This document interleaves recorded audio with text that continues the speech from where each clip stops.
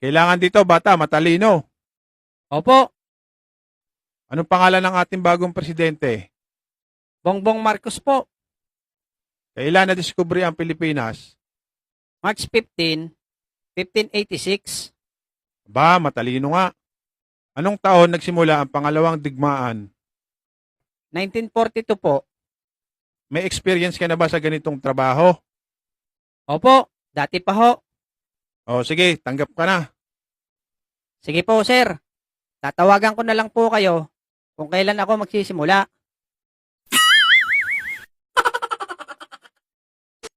Ikaw na, Bogart.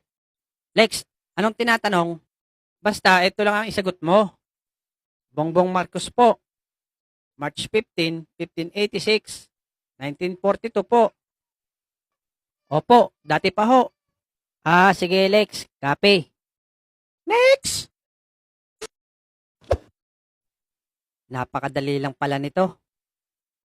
Anong pangalan mo? Bongbong Marcos po. Ha? Kailan ka pinanganak?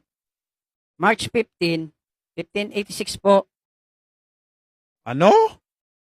Pang ilang ka naman sa magkakapatid? Bale, 1942 po.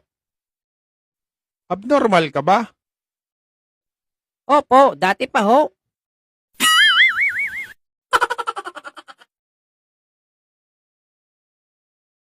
Kalokohan mo talaga, Lex. Sabi mo, yun ang sabihin ko. Bakit nagalit yung nagtatanong sa akin?